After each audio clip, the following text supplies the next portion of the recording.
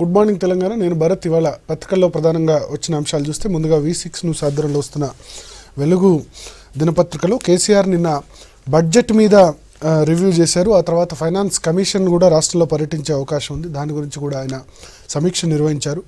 ఎట్లుంది మన జీవిక, దాని తీరుగానే బడ్జెట్ రాయండి, 5 ఏళ్ల తర్వాత తెలంగాణను ఊహించి తయారు చేయాలంటూ అధికారులకు కేసీఆర్ ఆదేశం ఇచ్చారు. బడ్జెట్ కన్నా ముందు రిపోర్ట్ ఇవ్వండి, రాష్ట్రానికి ఏం కావాలనో ఫైనాన్స్ కమిషన్కు తెలవాలి, కేంద్ర విధానాలన్నీ రాష్ట్ర ప్రయోజనాలకు వ్యతిరేకంగా ఉన్నాయంటూ ఉన్నతాధికారులతో ముఖ్యమంత్రి కేసీఆర్ వ్యాఖ్యానించారు.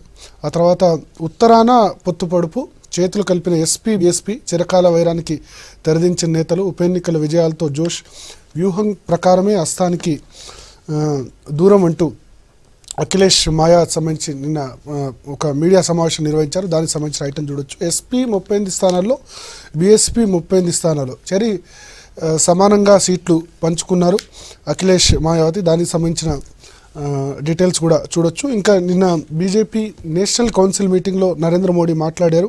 ప్రజలే నిర్ణేతలు, సేవకులు కావాలో అవినీతి పరులు కావాలో తేల్చేది వాళ్లే, దేశ చరిత్రలో మచ్చలేని ప్రభుత్వం మాది, కాంగ్రెస్ చరిత్ర అంతా స్కామ్లే, కూటములు విఫల ప్రయోగం అంటూ బీజేపీ జాతీయ కౌన్సిల్ మీటింగ్లో ప్రధాని మోడీ మాట్లాడిన మాటలను కూడా వెలుగు దినపత్రిక ప్రధానంగా ఫోకస్ చేసింది. ఆ తర్వాత పొగ ముంచుతున్నది, రాష్ట్రాన్ని కమ్మేసిన పొగమంచు, మీటర్ల దూరంలోనూ ఏముందో కనిపించని పరిస్థితి, హైవే 44పై ఒకటెనుక ఒకటి 16 వాహనాలది, పలువురికి తీవ్ర గాయాలంటూ నిన్న రాష్ట్రంలో పొగమంచు చాలా యాక్సిడెంట్లకు కారణమైంది. దానికి సంబంధించిన వివరాలు కూడా వెలుగు దినపత్రికలో ఉన్నాయి. ఇక ఈనాడు దినపత్రిక కూడా కేసీఆర్ రివ్యూను ప్రధానంగా ఫోకస్ చేసింది. ఎన్నాళ్ళీ వివక్ష, రాష్ట్రాలపై కేంద్రం అడుగడుగునా చిన్నచూపు, అధికారాలు హక్కుల పంపిణీలో అగౌరవం, కేంద్రంపై ప్రజలు తీవ్ర అసంతృప్తితో ఉన్నారు, కాంగ్రెస్ బీజేపీలే దానికి కారణమంటూ సమీక్ష సందర్భంగా కేసీఆర్ మాట్లాడిన మాటల్ని ఫోకస్ చేశారు. తర్వాత మోడీ నేషనల్ కౌన్సిల్ మీటింగ్లో మాట్లాడిన మాటలు, విపక్షాలది అవినీతి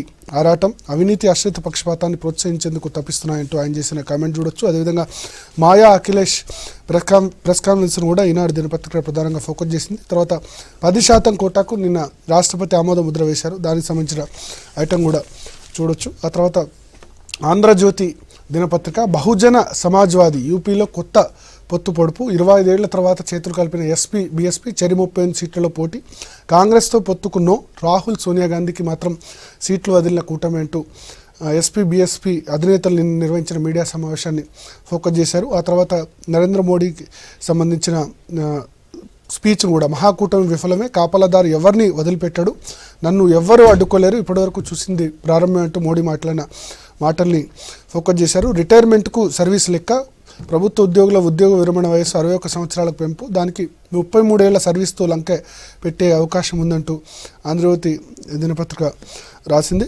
ఇక సాగునీటి ప్రాజెక్టులకు 2 లక్షల కోట్లు, రాబోయే 5 ఏళ్లలో ఖర్చు ఇది అంటూ బడ్జెట్పై సమీక్ష సందర్భంగా సీఎం కేసీఆర్ చేసిన కామెంట్స్ను కూడా ఫోకస్ చేసింది. నమస్తే తెలంగాణ దినపత్రిక కూడా కేసీఆర్ మాట్లాడిన మాటలు, జీవిక భూమికగా బడ్జెట్ ప్రజల అవసరాలకు అనుగుణంగా రూపొందాలి అంటూ కేసీఆర్ నిన్న సమీక్ష సందర్భంగా చేసిన వ్యాఖ్యలను చూడొచ్చు. ఎస్పీ బీఎస్పీ పొత్తుకు సంబంధించిన వివరాలను కూడా నమస్తే తెలంగాణ దినపత్రికలో చూడొచ్చు. నిన్న సీఎం కేసీఆర్ బడ్జెట్ మీద రివ్యూ నిర్వహించారు. ఫైనాన్స్ కమిషన్ కూడా త్వరలో హైదరాబాద్లో పర్యటించబోతుంది, దాని గురించి కూడా రివ్యూ నిర్వహించారు. ఆ సందర్భంగా కొన్ని ఇంట్రెస్టింగ్ కామెంట్ చేశారు. రాష్ట్రాలపై కేంద్రం అడుగడుగున చిన్న చూపు చూస్తోంది, ఎన్నాళ్ళీ వివక్ష, కాంగ్రెస్ బీజేపీ విధానాలే దీనికి కారణమంటూ కూడా విమర్శించారు. ఆ తర్వాత రాబోయే 5 సంవత్సరాల్లో ఇరిగేషన్ ప్రాజెక్టులకు 2 లక్షల కోట్ల రూపాయలు ఖర్చు పెడతామంటూ కూడా సీఎం కేసీఆర్ ప్రకటించారు. దీని మీద చర్చలో మనతో పాల్గొనేందుకు కాంగ్రెస్ నుంచి ఇందిరా శోభన్ గారు, అదేవిధంగా బీజేపీ నుంచి సునీతారెడ్డి గారు, టీఆర్ఎస్ నుంచి ముస్తాపురి అశోక్ గారు మనతో పాటు జాయిన్ అవుతున్నారు. ఇందిరా శోభన్ గారు, సీఎం కేసీఆర్ నిన్న రివ్యూ నిర్వహించి కాంగ్రెస్ బీజేపీ విధానాల వల్లే ఈ సమస్య తలెత్తుంది, ఫైనాన్స్ కమిషన్ తన రోల్ను సరిగ్గా నిర్వహించడం లేదు అని అంటున్నారు. ఫస్ట్ ఆఫ్ ఆల్ ముందుగా ఇవాళ మర్రి చెన్నారెడ్డి గారి 100వ శత జయంతి సందర్భంగా ఒక్కసారి గుర్తు చేసుకోవాల్సిన అవసరం, ఎందుకంటే తెలంగాణ ఉద్యమంలో మొదలుపెట్టింది తను, ఆ తర్వాత చివరికి ఫలించింది అనుకోండి. బట్ అట్లాంటి వ్యక్తిని తెలంగాణ బిడ్డగా ఆ రోజు ఎమర్జెన్సీ సమయంలో ఉండొచ్చు, అన్ని విధాలుగా ఉండి మన యొక్క ఖ్యాతిని ప్రపంచ రాష్ట్రానికి దేశానికి అంతా చాటినటువంటి వ్యక్తిగా ఆయనకు మరొకసారి నివాళులర్పిస్తున్నాం మీ V6 సాక్షిగా మీ ప్రేక్షకులందరికీ కూడా. So first of all KCR చెప్పినటువంటిది ఏదైతే ఉందో రాష్ట్రాలపైన నిర్లక్ష్యాన్ని వహిస్తుంది కారణము 2 నేషనల్ పార్టీస్ అన్నదానిపైన ఇవాళ కొత్తగా తెలిసిందా అదేమైనా? ఆయన స్టేట్మెంట్ ఏమైనా కొత్తదేం కాదు మనకి. ఆయన ఏ రోజు అయితే గవర్నమెంట్ ఫామ్ చేశాడో ఆ రోజు నుంచి కాంగ్రెస్ని తిట్టడం మొదలుపెట్టాడు. సో ఇవాళ కేంద్రాల యొక్క నిఘా రాష్ట్రాలపైన ఉండొద్దు, అభివృద్ధి చెందుతున్న పైన రాష్ట్రాలపైన అని నేను నీతి ఆయోగ్లో చెప్పినట్టుగా నిన్న వచ్చినట్టు కొంత కథనంలో మనం అభివృద్ధి చెందిన రాష్ట్రాల మీద వివక్ష చూపిస్తుంది ఫైనాన్స్ కమిషను. చెందని రాష్ట్రాలకు ఎక్కువ నిధులు కేటాయించి అభివృద్ధి చెందడమే మా పాపమా అంటారు ఆయన. దేంట్లో వివక్ష ఉన్నదో చెప్పాల్సిన అవసరం ఉంది. సరే, ఇప్పుడు బీజేపీ ఎన్డీఏ గవర్నమెంట్ మనకి విభజించినటువంటి అంటే 2 రాష్ట్రాలుగా విడిపోయినటువంటి తెలుగు రాష్ట్రాలకి ఎక్కువగా ఆదరణ ఇవ్వాల్సిన అవసరం ఉంది. దాన్ని నేను కేసీఆర్తో నేను ఓబే చేస్తున్నాను దాన్ని. కానీ వచ్చినటువంటి నిధులకు లెక్క చెప్పలేదు ఈ రోజు వరకు అని చెప్పేసి 1,00,000 కోట్ల రూపాయలు ఇచ్చినామని బీజేపీ చెప్పింది. అసలు అవి ఎక్కడ రాలేదని చెప్పేసి కేసీఆర్ మాట్లాడారు. మరి ఇద్దరి మధ్యలో ఉన్నటువంటి దోబూచులాటలో ఏం జరుగుతుంది అన్నది ప్రజల్ని కన్ఫ్యూజన్లో నెట్టే పరిస్థితి ఉంది. ఇవాళ కాళేశ్వరానికి 2.5 లక్షల కోట్లు మేము పెట్టబోతున్నామని చెప్తున్నప్పుడు ఇప్పటివరకు మీరు చేసింది ఓన్లీ కాళేశ్వరం వరకు మొత్తం అన్ని స్కీముల డబ్బులన్నీ తీసుకెళ్లి పెట్టింది మీరు కాళేశ్వరంలోనే. దెన్ అగైన్ మళ్ళీ కాళేశ్వరంగా చేసినప్పుడు ఇరిగేషన్ ప్రాజెక్టు డెవలప్ అవ్వాలి, చెయ్యాలి, కాదనట్లేం. కానీ ఆ ఖర్చు ఎందుకు ఆ రకంగా పెరుగుతుంది అన్నదానికి కూడా ఇవాళ ప్రతిపక్షాలు మాట్లాడినటువంటి మాటలకు ఈ రోజు వరకు కూడా వాళ్ళ దగ్గర స్పష్టమైనటువంటి సమాధానం రాలేదు. తక్కువ కాస్ట్లో చేసుకున్నటువంటి ప్రాజెక్ట్ని కూడా ఎక్కువ కాస్ట్ పెట్టడము, దాని ఆయకట్టు పెరగకుండా కేవలం కొద్ది మంది వ్యక్తుల కోసం స్వలాభం చేయడం కోసమే మీరు ఇరిగేషన్ ప్రాజెక్టు పైన ఎక్కువ ఖర్చు పెడుతున్నారు అన్నది ప్రతిపక్షాలు ఆరోపిస్తున్నాయి, ప్రజా సంఘాలు ఆరోపిస్తున్నాయి, మేధావి సంఘాలు ఆరోపిస్తున్నాయి. కానీ ఈ రోజు వరకు కూడా దానిపైన సమాధానం రాలేదు. ఇవాళ రాష్ట్రానికి రావాల్సినటువంటి నిధులపైన వివక్ష చూపిస్తుందన్నప్పుడు 14th కమిషన్లో వచ్చినటువంటి డబ్బులు ఇవాళ ఫర్ ఎగ్జాంపుల్ మీకు గ్రామ పంచాయతీల గురించి చెప్పదలుచుకున్నా. ఏదైనా ఫస్ట్ మనకి డెవలప్మెంట్ అంటే గ్రామమే యూనిట్. ఆ గ్రామాలకి ఈ రోజు వరకు కూడా 2014 నుంచి 2018 వరకు యావరేజ్గా కేసీఆర్ పంపించిన రాష్ట్రం నుంచి వెళ్ళినటువంటి నిధులు కేవలం 6% మాత్రమే. మిగతావన్నీ కూడా కేంద్రం నుంచి వచ్చేటువంటి 80 to 96 వరకు ఆ అమౌంట్ మాత్రమే డైరెక్ట్ గ్రామాలకు వెళ్లే పరిస్థితి వచ్చింది తప్ప ఇవాళ మీరు ఇచ్చినటువంటి స్పెసిఫిక్ గా ఈ గ్రామానికి డెవలప్మెంట్ కోసం నేను పెడుతున్నాను ఇచ్చినటువంటి నిధులు లేవు. ఇది నాకు ఆర్టీఐ ద్వారా వచ్చినటువంటి డేటా. ఓన్లీ 6% మాత్రమే. కాబట్టి మీకు వివక్ష కేంద్రానికి రాష్ట్రాలపైన నిఘా లేదు, ఉండొద్దు అని మీరు అంటున్నప్పుడు రాష్ట్రానికి కూడా గ్రామాలపైన మీకు ఎందుకండి? మరి వాళ్ళ యొక్క బడ్జెట్ ని వాళ్ళే అలిగేట్ చేసుకుంటారు, వాళ్ళ ప్రాబ్లమ్ సాల్వ్ చేసుకుంటారు. మరి మీరు ఎందుకు నిధులు ఇస్తారు ఇవ్వాల్సి వచ్చినప్పుడు? అంతే కదా. ఈ ఇంటికి ఆ ఇల్లు ఎంత దూరమో ఆ ఇల్లు కూడా ఇల్లు అంతే దూరం అవుతుంది. సో మీరు రాష్ట్రాల్లో ఉన్న రాష్ట్ర ముఖ్యమంత్రిగా అన్ని గ్రామాలకు, అన్ని గ్రామ పంచాయతీలకు, అన్ని మండలాలకు, అన్ని జిల్లాలకు మీరు నిధులు ఎందుకు ఇస్తలేరు చెప్పండి? మీ దగ్గర బడ్జెట్ లేదా? బడ్జెట్ ఉన్నా కూడా మీరు ఎందుకు అలగేట్ చేస్తలేరు? ఇవాళ జడ్పీటీ మండల నిధులు, జిల్లా పరిషత్ నిధులు లేవు అని చెప్పేసి వాళ్ళ పార్టీకి సంబంధించినటువంటి తులవమా లాంటి వాళ్ళ మెమరాండం ఇచ్చినటువంటి పరిస్థితులు మనం చూస్తున్నాం. సో మరి ఇవాళ జరిగినటువంటి గత 6,50,000 కోట్ల రూపాయల బడ్జెట్ లో మీరు ఎన్ని సంక్షేమ నిధి పార్టీకి ఒక పింఛన్లు ఇవి తప్ప మిగతా సంక్షేమం ఎక్కడైనా కనబడిందా మన గతంలో? లేదు. కానీ ఏమనంటే ఇప్పుడు ఏమంటారు అశోక్ అన్న అంటే అయినా ప్రజలు మాకు పట్టం కట్టరు కదా మీరేం మాట్లాడుతున్నారు.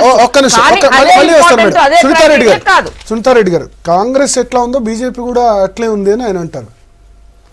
ఆడలేక మధ్యలో ఒకటి అన్నాడు అంటే ఇక్కడికి కూడా ఎందుకు అంటే తనకు చేతగాక పరిపాలించడానికి చేతగాక ఇవన్నీ కబుర్లు తప్పించుకోవడానికి. ఎందుకు అంటే ఇప్పుడు చాలా వరాలు ఇచ్చిండు, ఇప్పుడు అవన్నీ చేయడానికి అవకాశం లేదు.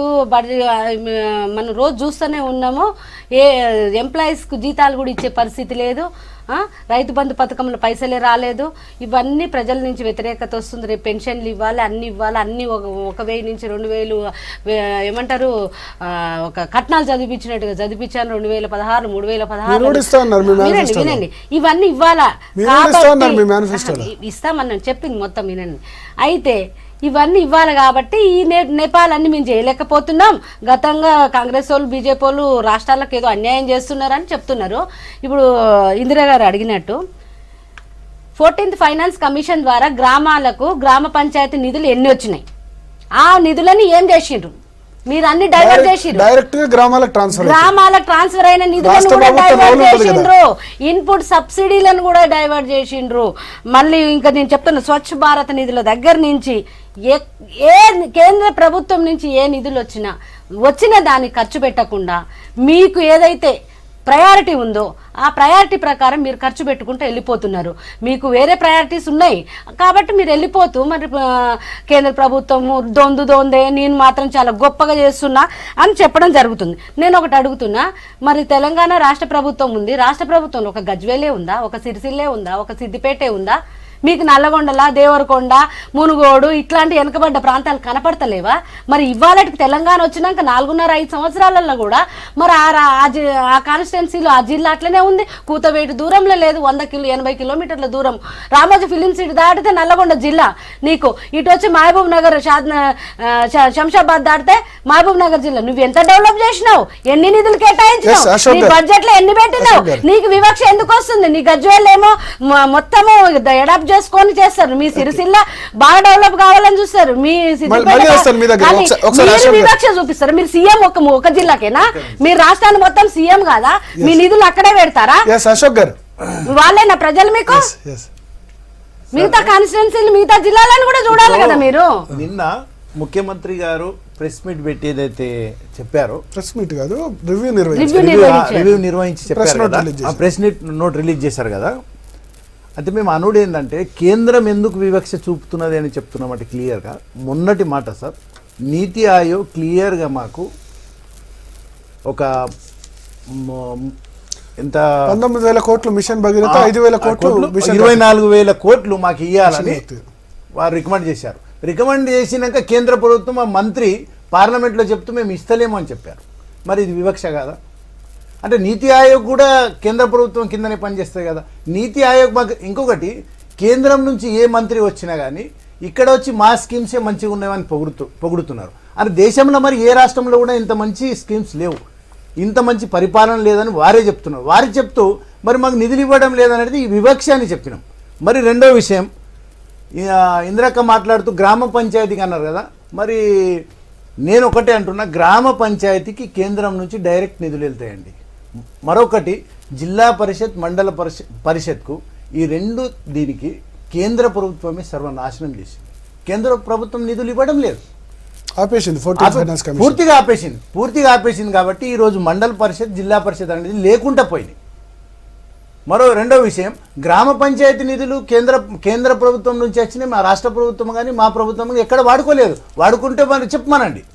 మరి రెండో విషయం, ఏ నిధులు కూడా మేము డైవర్ట్ చేయలేదు, ఏ నిధులు కూడా మేము మాకున్నటువంటి ఇక్కడ వనరులు ఉన్నాయి కదా సార్, ఏదైతే అభివృద్ధి చేసినామో, ఏదైతే తెలంగాణను ఈరోజు అభివృద్ధి పథంలో నడిపిస్తున్నామో, మనకు వస్తున్నటువంటి వనరులు, మన యొక్క నిధులు మనకు చాలా ఉన్నాయి. ఇంకోటి ఏదైతే జిఎస్టీ ఉంది, జిఎస్టీలో మనకు వచ్చే నిధులే వాళ్ళు ఇస్తున్నారు తప్ప వేరే నిధులు మనకి ఇవ్వడం లేదు అనేది వివక్ష. 2,30,000 కోట్లు ఇస్తున్నామని అమిత్ షా మోడీ ఎన్నికల సందర్భంగా చెప్పారు. వాళ్ళ ఇంటికి సార్, మన దగ్గర నుంచి మన దగ్గర ఏదైతే వస్తున్నదో అది డైరెక్ట్ కేంద్రానికి పోతున్నది, అక్కడి నుంచి మనకి ఇస్తున్నారు తప్ప వారేమో ఎక్కువ మనకి ఇస్తలేరు సార్. గుజరాత్కు, మహారాష్ట్రకు, బీజేపీ పాలిత రాష్ట్రాలకు ఎంత ఎక్స్ట్రా ఇచ్చిండ్రో మరి మనకి ఇవ్వలేదు కదా. అటువంటి లెక్క చూపమనండి సార్. మహారాష్ట్రకు వాళ్ళు మొన్ననే ఒక 10,000 కోట్లు ఎక్స్ట్రా ఇచ్చారు. దేనికోసము? రైతులకు రుణమాఫీ చేస్తాము ఏదో వాళ్ళు స్కీమ్ పెడితే దానికి 10,000 కోట్లు ఇచ్చిండ్రు, మరి మనకి ఇవ్వలేదు కదా. మరి అటువంటి ఎన్నో వివక్షలు ఉన్నాయి. కాబట్టి భరత్ గారు దేశవ్యాప్తంగా ఇండ్ల పథకం పెట్టారు, ప్రధానమంత్రి ఆవాస్ యోజన కింద పెట్టారు. పెడితే మరి ఒక్క తెలంగాణకే 2 లక్షల ఇండ్లు ఇచ్చారు, మరి గుజరాత్ కి 20,000 ఇండ్లు కూడా ఇవ్వలేదు. మరి దానికి ఇండ్లు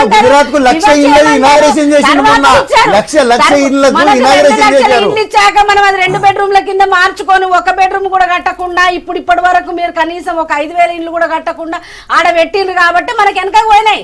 మనకు 2 లక్షల ఇండ్లు ఫస్ట్ శాంక్షన్ చేసిండ్రు, ఆ నిధులు కూడా మనకి ఇచ్చిండ్రు. మరి అది మీరు మర్చిపోతే నేనేం చేయలేను. ఇక మీరు వచ్చేసి మిషన్ భగీరథ కోసము ఇంకా దేనికోసం అంటే ఈ రాష్ట్ర ప్రభుత్వ స్కీములకు కూడా కేంద్ర ప్రభుత్వం ఎలాట్ చేస్తుందా అండి? కాళేశ్వరంకు గ్యారంటీ ఎవరున్నారు? 25 లక్షల కోట్లకు ఎఫ్ఆర్బిఎం పరిధి ఎవరు పెంచారో చెప్పాలి. రుణాలు తెచ్చుకోవడానికి ఎవరు అవకాశం ఇచ్చారో చెప్పాలి. ఈ రాష్ట్రానికి నిధులన్నీ ఎవరు ఇస్తున్నారో చెప్పాలి. దేశంలోనే ఒక మోడల్ ప్రాజెక్ట్ సార్ కాళేశ్వరం. అటువంటి ప్రాజెక్టు కాంగ్రెస్ బీజేపీ ఇటువంటి రాష్ట్రాలలో 10 సార్లు గవర్నమెంట్ వచ్చినా రాదు సార్, చేయలేరు వీళ్ళు. కాబట్టి కాళేశ్వరం మాకు ఒక మోడల్ ప్రాజెక్ట్ సార్. 1 కోటి ఎకరాలకు నీరు ఇవ్వడం అనేది ఏ ప్రభుత్వం సాధ్యమవుతుందండి? మేము 1 కోటి ఎకరాలకు నీరు ఇవ్వాలనేది ఒక మంచి ఉద్దేశంతో. ఇందిరా శోభన్ గారు, కేంద్ర విధానాలు అటు బీజేపీ అయినా ఇటు కాంగ్రెస్ అయినా ఎవరివైనా ఒకే విధంగా ఉన్నాయి అని ఆయన అంటారు. యూపీఏకి ఎన్డీఏకి చాలా డిఫరెన్స్ ఉందండి. ఎందుకు అని అంటే యూపీఏ హయాంలో ఏ ప్రాజెక్ట్ చేసినా ఏది చేసినా కూడా యూపీఏ హయాంలో మీరు రాష్ట్రానికి 32% నిధులు ఇచ్చేవాళ్ళు. ఎన్డీఏ వచ్చిన తర్వాత 42% కంప్లీట్ గా కంప్లీట్ వినాలి.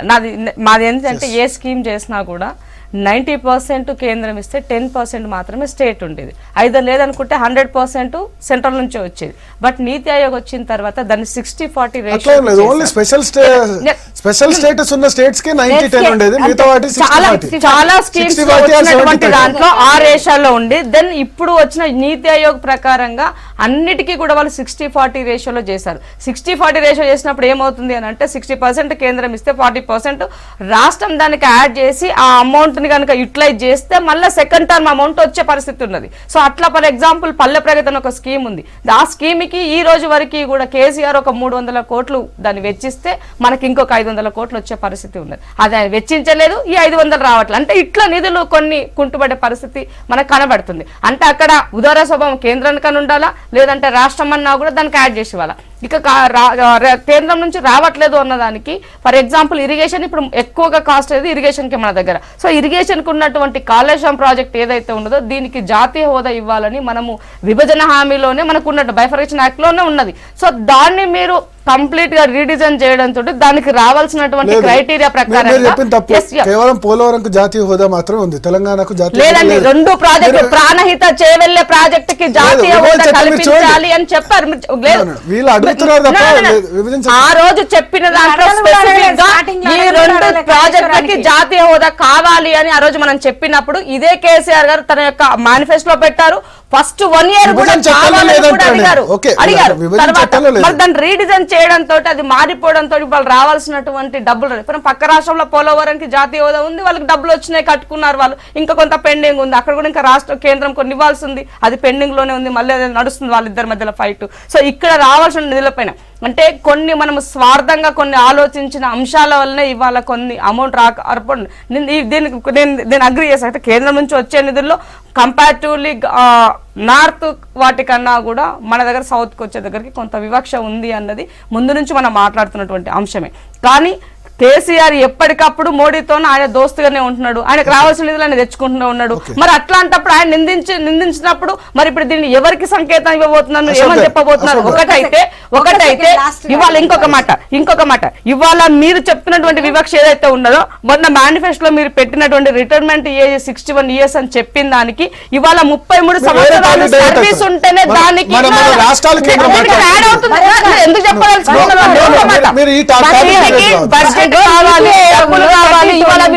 కాబట్టి వీటిని ప్రొలాంగ్ చేసే పరిస్థితి కనబడుతుందని చెప్తున్నాను మీకు. నేను ఉన్నటువంటి ఖజానా కాలేదు కాబట్టి మీరు ముందస్తుకెళ్ళారు.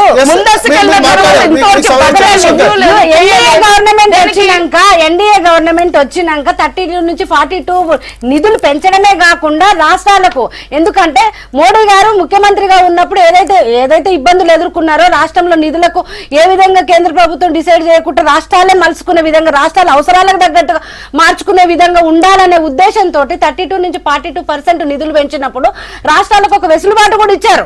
ఏమని? వాళ్ళ రాష్ట్ర అవసరాలకు అనుగుణంగా ఆ రాష్ట్ర ప్రజల సంక్షేమానికి అనుగుణంగా నిధులు డైవర్ట్ చేసుకునే అవకాశం కూడా ఇచ్చిండ్రు. ఇవాళ వచ్చేసి కేసీఆర్ గారు వచ్చేసి అన్ని కేంద్ర ప్రభుత్వం చేస్తలేదు. ఇప్పుడు ఫెడరల్ ప్రభుత్వంలో రాజ్యాంగం లేదని కేంద్ర ప్రభుత్వం రాష్ట్ర ప్రభుత్వం తర్వాత పంచాయతీరాజు. మరి మీరు పంచాయతీరాజు మీరు ఎన్ని అధికారాలు బదిలీ చేసిండ్రు? మీరు కేంద్ర ప్రభుత్వం అడగటప్పుడు మరి మీరు పంచాయతీరాజ్ గురించి కూడా అడుగుతాం కదా, దానికి ఎన్ని బదిలీ చేసిండ్రు అధికారాలు చెప్పాలి, ఎన్ని నిధులు ఇచ్చిరో చెప్పాలి. కేంద్ర ప్రభుత్వము పూర్తిగా విఫలమైందండి. ఒకటే, కేంద్ర ప్రభుత్వం ఎప్పుడు కూడా ప్రతి శాఖలో మనకిచ్చిన నిధులతోటి మనం ఏదైతే ఇక్కడ రాష్ట్రంలో అభివృద్ధి చేసినామో భారతదేశంలో ఏ రాష్ట్రం చేయలేదు. అంత అభివృద్ధి చేసి చూపిస్తే వారు కేంద్ర మంత్రులు వచ్చి, ఇప్పుడు మొన్ననే వారి యొక్క పర్యావరణ శాఖ మంత్రి వచ్చి ఇక్కడ ఉన్నటువంటి హరితహారం కంటే మంచిగా దేశంలో ఎక్కడా లేదు అని చెప్పారు వారు. మరి అటువంటి చెప్పినప్పుడు వారు నిధులు ఇవ్వలేదు కదా. మరి అంటే ఇక్కడ వచ్చి వారు మంచి మాటలు చెప్పి పోతున్నారు, అక్కడ పోయేసరికి నిధులు ఇస్తలేరు కాబట్టి తెలంగాణకు వివక్ష చేస్తున్నారు అని చెప్తున్నారు. మరో విషయం, పోలవరము కాళేశ్వరం గురించి ఇంద్రక్క మాట్లాడుతూ చెప్పారు కదా సార్. పోలవరానికి చంద్రబాబు నాయుడు ఒకటే డిమాండ్ పెట్టాడు అప్పుడు, ఆయన అక్కడ ఉన్న రోజులు, పోలవరానికి డబ్బులు ఇవ్వాలా, కాళేశ్వరానికి ఇవ్వద్దు. మరి పోలవరానికి ఎన్ని డబ్బులు తీసుకోవాలనో అన్ని తీసుకున్న తర్వాత ఇప్పుడు బీజేపీ తోటి విభేదం పెట్టి ఆయన బయటకు పోవడం జరిగింది. కాళేశ్వరంకు సెంట్రల్ గవర్నమెంట్ డబ్బులు ఇవ్వలేదు మనకు.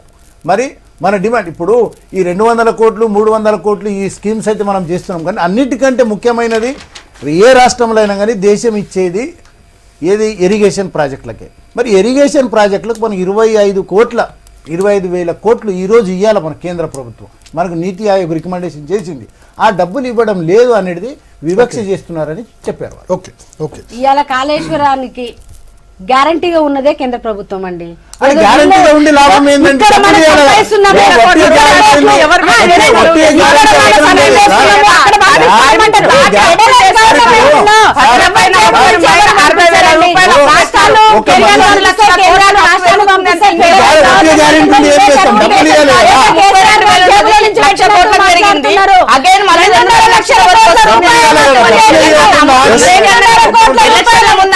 నిన్న మాయావతి అఖిలేష్ ఇద్దరు మీడియా సమావేశం నిర్వహించి సమాజ్వాదీ బీఎస్పీల పొత్తును ప్రకటించారు. ఉత్తరప్రదేశ్లో చెరి 38 సీట్లలో 2 పార్టీలు కంటెస్ట్ చేయబోతున్నాయి. కాంగ్రెస్కు మిత్రపక్షంలో చోటు లేదు, బట్ అమేధీ రాయ్బరేలీ ఈ 2 సీట్స్ మాత్రమే కాంగ్రెస్ పార్టీకి ఇచ్చినట్టుగా అఖిలేష్ మాయావతి వెల్లడించారు. అదే సమయంలో నరేంద్ర మోడీ కూడా నేను నేషనల్ కౌన్సిల్ మీటింగ్లో మాట్లాడారు. తెలంగాణలో ఏం జరిగిందో మిగతా చోట్ల కూడా అదే జరుగుతుంది, మహాకూటమి సక్సెస్ కాదని కూడా ఆయన కామెంట్ చేశారు. ఇందిరా శోభన్ గారు, ఎస్పీ బీఎస్పీ పొత్తులో మీరు కూడా ఉంటే కొంత అడ్వాంటేజ్ ఉండేది, వాళ్ళు పూర్తిగా పక్కన పెట్టేశారు. ఉత్తరప్రదేశ్లో మీరు అసలు మీకేం బలం లేదు, ఇర్రెలవెంట్ అని ప్రకటించారు. మొన్న ఆదిత్యానంద సీఎం మేళాకైతే ఏదో గోరఖ్పూర్లో ఇద్దరు ఎస్పీ బీఎస్పీ కలిపి పోటీ చేయడంతో చిత్తుగా ఓడగొట్టడం మనం చూసాం. సో ఆ నేపథ్యంలోనే వాళ్ళిద్దరు మన ఇద్దరం జత కడితే బాగుంటుందని ఆలోచించుండొచ్చు. సో ఇవాళ నేను కలిసున్నా లేదా దానికన్నా కూడా దేశంలో ఉన్నటువంటి ప్రజలంతా కూడా వెంటిలేటర్ల పైన ఉన్నారు. ఆ ప్రజల్ని కాపాడుకోవాలంటే మనం అందరం కలిసికట్టుగా పనిచేయాల్సిన అవసరం ఉంది, కట్బంధం చేయాలన్నటువంటి ఒక ఆలోచన అందరిలో ఉంది. బట్ అక్కడ ఉన్నటువంటి అది ఇంచుమించుగా 80 స్థానాలు, యూపీ అనేది అతిపెద్దది. సో 80 స్థానాల్లో చాలా జాగ్రత్తగా కేర్ఫుల్గా చేసుకోవాల్సిన అవసరం ఉంది. సో వాళ్ళు కంప్లీట్గా యాంటీ బీజేపీ అన్నది మనకైతే అర్థమవుతుంది. సో అప్పుడు నెక్స్ట్ అది తర్వాత కాంగ్రెస్ అని కూడా అన్నారు. అఫ్ కోర్స్ ఇప్పుడు యాంటీ కాంగ్రెస్ అయ్యి ఉండొచ్చు, బట్ ఫ్యూచర్ లో ఏం జరుగుతుందో మనందరం వేచి చూద్దాం. అంత సినిమాలో కేసీఆర్ నమ్మే పరిస్థితులు ఎవరు లేరు, అసలు దేశ నాయకత్వం ఎవరు కూడా కేసీఆర్ నమ్మే పరిస్థితి ఉండదు. బట్ కానీ ఇక్కడ జరిగేటువంటిది అంటే ఆ రాష్ట్రానికి సంబంధించినటువంటి ఆ పెద్ద రాష్ట్రం కాబట్టి ఆ స్థానాలను కేర్ఫుల్ గా చేసుకోండి. సో కాంగ్రెస్ పార్టీకి అక్కడ సింగిల్ గా పోతేనే, మేము లాస్ట్ టైం అసెంబ్లీ ఎలక్షన్స్ టైంలోనే అనుకున్నాం, మేము సింగిల్ గా పోయి ఉంటే మాకు ఇంకా కొన్ని స్థానాలు పెరిగి ఉండేవి అని అప్పుడు మా రివ్యూలో వచ్చినటువంటి. సో ఆ నేపథ్యంలోనే మేము కూడా ఇప్పుడు వాళ్ళు ఏంటంటే మధ్యప్రదేశ్ ఆ ఏరియాలో మేము మంత్రి పదవి ఇవ్వలేదు అనేది కూడా ఒక రకమైన ఉన్నది కాబట్టి సో ఇక్కడ మేము ఇద్దరం కలిసి వెళ్తామని ఆలోచన. సో వాళ్ళకి ఆ స్వేచ్ఛ ఉన్నది, వాళ్ళు మనకు దానికి కాదన్నటువంటి పరిస్థితి లేదు. కాబట్టి డెఫినెట్ గా ఇవాళ ఉత్తరప్రదేశ్ లాంటి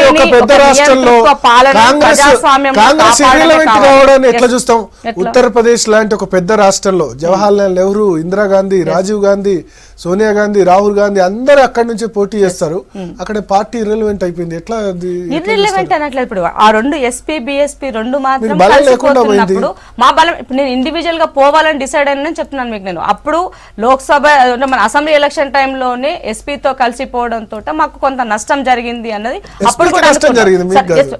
అట్లా అనుకున్నప్పుడు వాళ్ళపైన వ్యతిరేకత ఉండింది అనుకోవచ్చు కదా. అది అప్పటి వరకు మీరు 100 కంటే చేస్తే 6 సీట్లు వచ్చాయి, వాళ్ళకి 47 వచ్చాయి. ఏది ఏమైనప్పటికీ కూడా ఆ ఎన్నికల్లో అప్పుడు జరిగినటువంటి స్ట్రాటజీ బేస్ లో కొంత నష్టం జరిగింది అన్నది ఇరు పార్టీలు అనుకున్నాయి ఆ వాస్తవాన్ని. సో ఇవాళ నాకు నష్టం జరుగుతున్నప్పుడు పోయి తెలిసి నేను అందులో అయితే దూకాను కదా. అల్టిమేట్ ఏం కావాలి, ప్రజలకు మంచి జరగాల. ప్రజలకు మంచి జరగాలంటే నియంత్రిత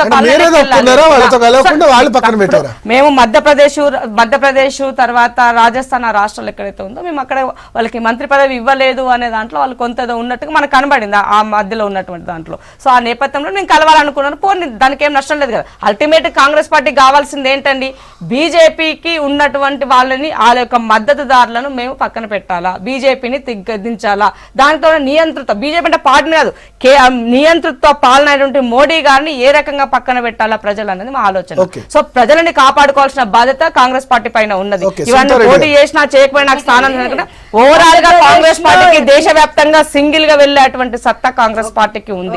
వాళ్ళ కొత్తగా వచ్చిన పార్టీ కాంగ్రెస్ కాదు. వాళ్ళేమో మధ్యప్రదేశ్ లో కూడా కలిసేం పోటీ చేయలేదు. మీకు మద్దతు లాస్ట్ ఎప్పుడు ఇచ్చారో ఎలక్షన్ అయిపోయినాక హంగ్. కానీ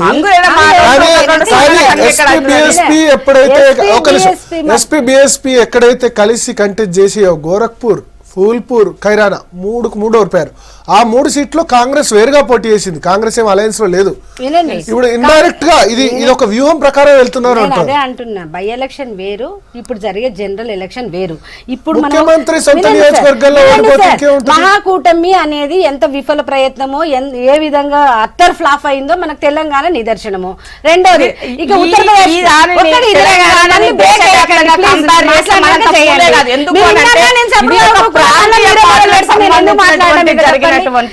సో దానికి దీనికి మీరు కూడా చెప్పండి. తర్వాత మీ ఉత్తరప్రదేశ్ వరకు చూసుకుంటే ఇప్పుడు ఎస్పీ బిఎస్పీ ఇవాళ పొత్తు కుదుర్చుకున్నాయి. అక్కడ ఒక విలేకరు అడిగిన ప్రశ్నకు మాయావతి గారు ప్రధానమంత్రి అవుతున్నారా అని అడిగిన దానికి కూడా అదే స్టేజ్ మీద ఉన్న అఖిలేష్ కూడా చెప్పలేకపోయినారు. ఉత్తరప్రదేశ్ నుంచి ప్రధాని అయితే సంతోషిస్తాను కానీ నేను ఎవరినైతేనో ఇప్పుడు చెప్పను అని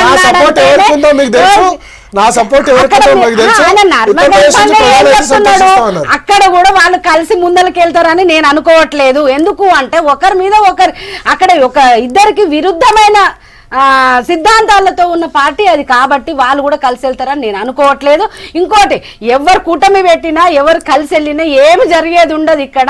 ఎందుకంటే ఈ దేశ ప్రజలు బలహీనమైన ప్రభుత్వాలను కోరుకోవట్లేదు. 1 year ఒకసారి బలమైన ప్రభుత్వాలు కాబట్టి ఇన్ని బలమైన నిర్ణయాలు తీసుకున్నాము. మేము డిజిఎస్టీ తెద్దాం అనుకుంటున్నాము కానీ మేము తేలేకపోయినాము. మేము నోట్ల బందీ తెద్దాం అనుకున్నాము, తేలేకపోయినాము.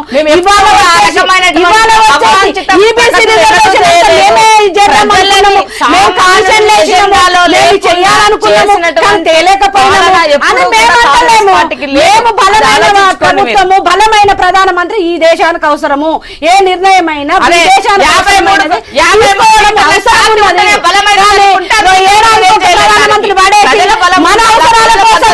మనం చెప్తే వినప్పుడు ఒక ప్రధానమంత్రిని మారుస్తారు. మనం ఇష్టం ఉన్న మంత్రులను పెట్టుకోకుండా ఒక అలా ఉంటారు. మన్మోహన్ సింగ్ గారు ఎలా ఉన్నారు, రిమోట్ లాగా పనిచేశారు అక్కడ. మనం మీకు తెలియదా ఏ విధంగా మన్మోహన్ సింగ్ గారు ముద్ర ఉందో మనకు తెలియదు.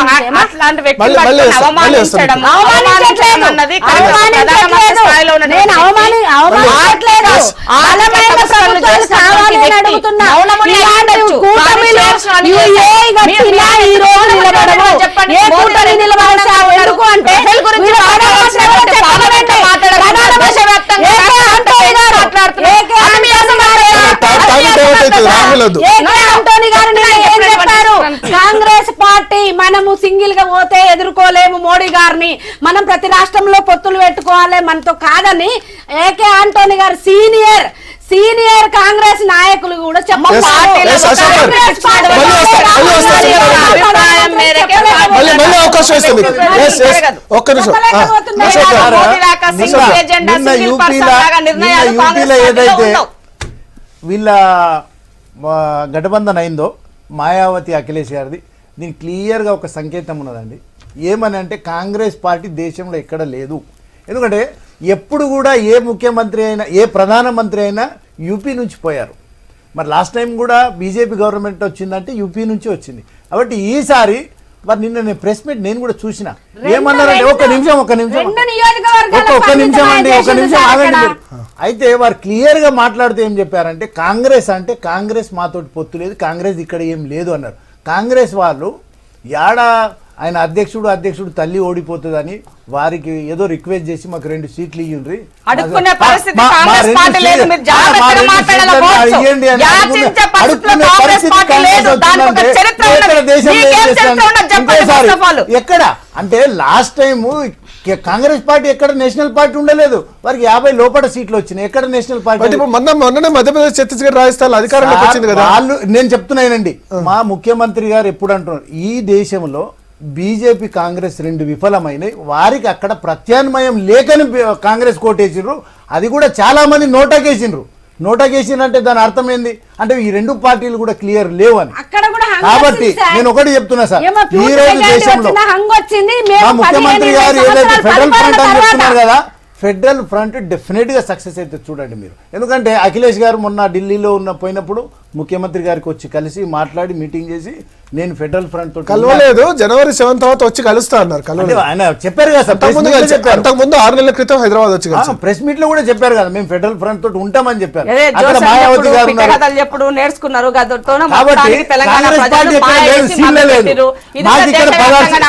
కాంగ్రెస్ పార్టీ ఆంధ్ర లేదు, తెలంగాణ లేదు, సౌత్ లో లేదు, ఎక్కడ ఉన్నదని కాంగ్రెస్ పార్టీ. మీరు ఎడవనా చెప్పరాదు. ఈ 10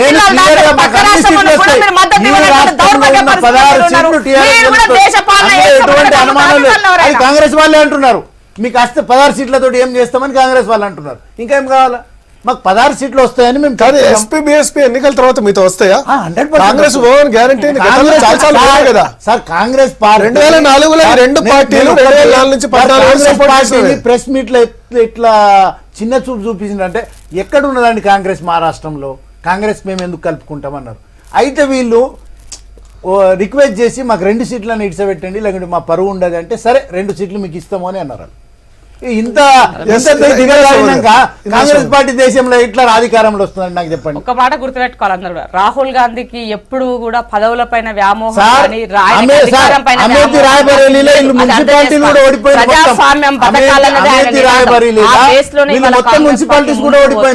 దానికోసం ఎవరు స్వేచ్ఛని ఎవరిని హరించాల్సిన అవసరం లేదు. ఎవరికి నిర్ణయాలను మనం గౌరవించాల్సిన అవసరం ఉంది. వెళ్లే వాళ్ళని వెళ్ళనివ్వండి.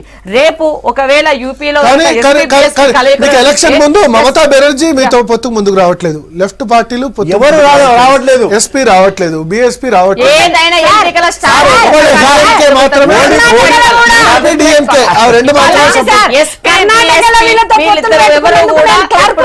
కేంద్రంలో ఎవరు అధికారంలో ఉంటే వాళ్ళ దగ్గరికి అవసరం ఉన్నది. ఇవాళ మీరు తీసుకున్నటువంటి నిర్ణయాల నేపథ్యంలో జరిగే అటువంటి దానికి వీళ్ళు గతంలో ఎన్డీఏతో ఉన్నారు, గతంలో యూపీఏతో ఉన్నారు. రేపు ఎవరితో ఉంటారు, ఎవరు అధికారంలో కేంద్రంలో ఎవరు అధికారంతో వాళ్ళతో ఉండేటువంటి చంద్రబాబు నాయుడు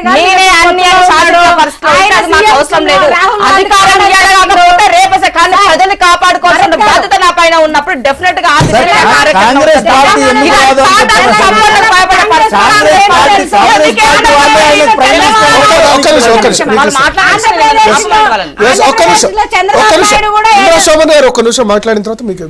ఇక్కడ జరిగినటువంటి మహాకూటమి దేశవ్యాప్తంగా దీని ఇన్ఫ్లుయెన్స్ ఇట్లాగే ఉంటుందని మోడీ చెప్తుంటే ఒక ప్రధానమంత్రి లెవెల్లో మాట్లాడేటువంటి మాటలు అవి కావు. ఎందుకనంటే ఆయన ఆ మాత్రం అనలైజ్ చేసుకొని అనుకోవట్లేదు. చీకట్లో ఉన్నటువంటి భారతదేశాన్ని వెలుగులోకి తీసుకొచ్చిందంటే ఏం వెలుగులోకి తెచ్చిరండి మీరు?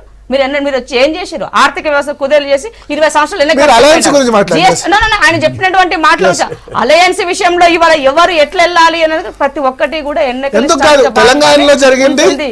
మిగతా రాష్ట్రాల్లో ఎందుకు కాదు? మీ అనాలిసిస్ బ్రీఫ్ గా చెప్పండి. తెలంగాణలో జరిగింది, మిగతా రాష్ట్రాల్లో ఆ రాష్ట్రంలో ఆ ప్రజలు అక్కడ ఉన్నటువంటి వాళ్ళ యొక్క మనోభావాలకు అనుకోవాల్సిన అవసరం ఉండదు. తెలంగాణ మహాగఠబంధన్ అంటే ఎవరైనా తెలంగాణలో అన్ని ప్రాంతీయ ఇక్కడ ఉన్నటువంటి బాబు గారు ఇక్కడికి రావడం, బాబు రోజుకి మిమ్మల్ని ముచ్చమటలు పట్టిస్తున్నాడు మోడీ గారిని.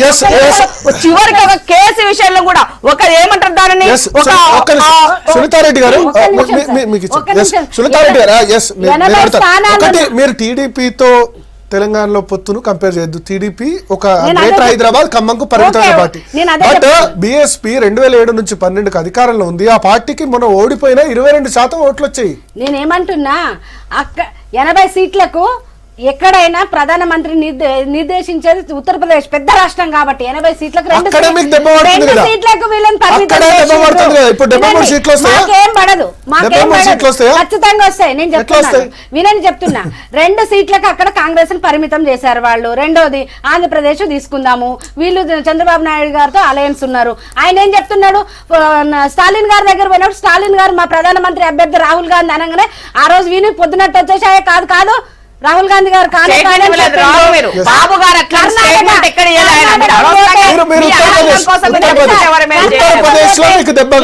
కర్ణాటక పోతే కుమారస్వామి గారు ఏమంటున్నారు, కర్ణాటకలో బళ్ళారిలో జరిగిన బై ఎలక్షన్స్ లో, మీ కంచుకోట బళ్ళారిలో జరిగిన బై ఎలక్షన్స్ లో బీజేపీ చిత్తుగా ఓడిపోయింది. బై ఎలక్షన్స్ ఇప్పుడు కంటే ముందు ప్రతి స్థానంలో గెలిచింది సార్. మీరు బై ఎలక్షన్స్ చూసుకుంటే వైసీపీ పార్టీ ప్రతి ఎలక్షన్ లో గెలిచింది. మరి 2014 ఎలక్షన్లలో ఏమైంది? అక్కడ తెలుగుదేశం పార్టీ బై ఎలక్షన్ లో నాటే క్రైటీరియా ఖచ్చితంగా దేశవ్యాప్తంగా నమ్ముతున్నారు, మోడీ గారికే ఓట్లు వేస్తారు. ఈ దేశ ప్రజలు ఒక నమ్మకమైన ఒక అభివృద్ధి డెవలప్మెంట్ ని దృష్టిలో పెట్టుకొని మోడీ గారికే ఓట్లు వేస్తారు. ఏది నమ్మకం? ఇప్పుడు మనము యూపీ పొత్తుల గురించి దేశవ్యాప్తంగా నడుస్తున్నటువంటి టైం లేదు మీకు, 1 మినిట్ ఏదైతే చర్చ జరుగుతున్నదో నేను క్లియర్గా ఒకటే ఇంతకుముందు కూడా చెప్పాను సార్. ఇప్పుడు దేశ ప్రజలు ఈ రోజు కూడా కాంగ్రెస్ పార్టీని రాహుల్ గాంధీ పరిపక్వత లీడర్ కాదు అనేది అందరికి తెలిసింది కాబట్టి